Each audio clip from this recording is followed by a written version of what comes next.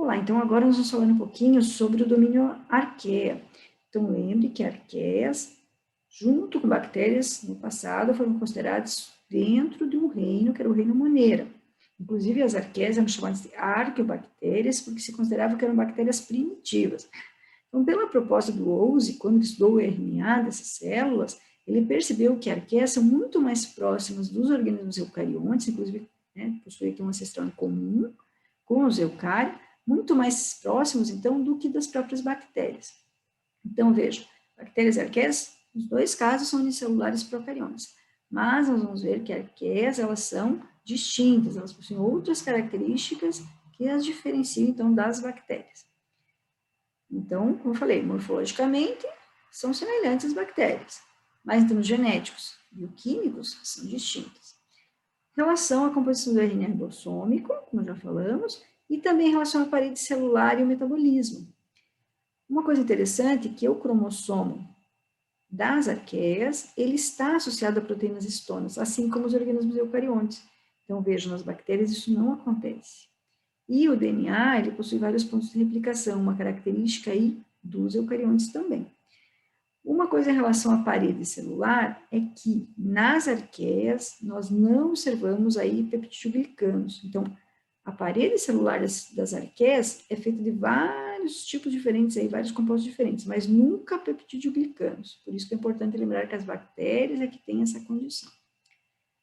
E, em relação ao metabolismo, nós vamos ver que as arqueias, elas são capazes de viver em ambientes extremos de vida, então elas são chamadas de extremófilas. Vamos falar um pouquinho mais sobre alguns grupos dessas arqueias agora. E a grande maioria é autotrófica, quimiosintetizante, então elas conseguem produzir seu próprio alimento por reações químicas de compostos inorgânicos. Então, aqui, mostrando então a relação com os eucariontes, como eu falei, e vamos falar um pouco, então, dessa condição que elas são chamadas, então, de extremófilas. Então, as condições extremas, dependendo do grupo de bactérias, pode ser condições extremas de temperatura, como é o caso desses gêneros aqui, ó, que são mais antigos, dentro da linhagem das arqueias, são, então, resistem a altas temperaturas, salinidade, como é o caso aqui desses halófitos, e ainda pode ser de pH, então, geralmente onde é quente também é mais ácido, né, regiões, por exemplo, fendas sulfurosas, ou ainda ambientes sem oxigênio, com falta de oxigênio, como é o caso aqui, ó, dessas metanogênicas, que é esse grupinho aqui. Então, as chamadas termófilas são aquelas que resistem em ambientes muito quentes, geralmente muito ácidos também.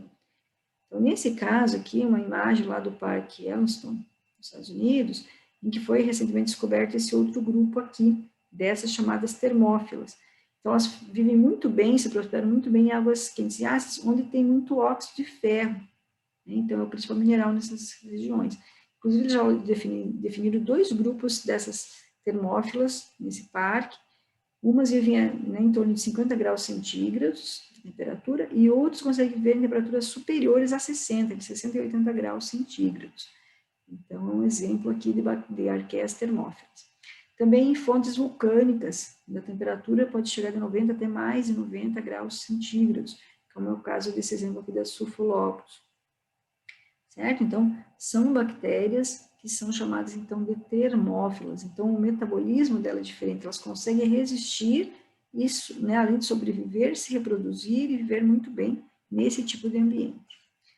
As chamadas arqueias metanogênicas, que é esse grupinho aqui, ó, todos esses gêneros aqui, elas são bactérias que conseguem viver em ambientes onde não tem oxigênio disponível. Então, ambientes pantanosos e mesmo dentro do intestino de animais herbívoros, como é o caso aqui, então, do boi, da vaca, do coelho, do coala, ou mesmo de cupins, né, que se alimentam, então, de madeira. Então, nesses locais, nesses ambientes, né, elas encontram, digamos, um ambiente favorável e que não tem, então, oxigênio presente. Então, elas têm que ser anaeróbias obrigatórias, então elas não usam oxigênio, já que não tem, e elas são chamadas metanogênicas porque durante o processo de obtenção de alimento delas, elas vão liberar o gás metano como resíduo metabólico. Então, elas vão viver nesses ambientes que tem bastante matéria orgânica e nada de oxigênio. Então, como eu falei, lama de pântanos, dentro do tubo, né, digestório desses animais herbívoros, é onde são encontradas, então, essas arqueias metanogênicas. E ainda então essas arqueias halófitas ou halófilas, né, que são essas encontradas em ambientes onde é muito salino, então pode ser nas salinas, onde se obtém lá então o sal de cozinha, por exemplo, lá no Mar Morto, a gente sabe que praticamente não existe nada vivo lá, nós temos lá vivendo então arqueias extremófilas halófitas ou halófilas. Nesse gênero especial, do halobactério, são encontrados neste tipo de ambiente. E para finalizar, então, nosso estudo dessa semana, falar um pouquinho aí sobre bactérias e arqueias, numa situação interessante em que elas são encontradas em estações de tratamento de esgoto. Então, especialmente naqueles que são chamados de reatores biológicos, onde eles têm um filme, digamos, um lodo lá, onde eles favorecem o desenvolvimento de bactérias que conseguem, então, degradar, consumir aquela matéria orgânica que está presente, então, no esgoto doméstico.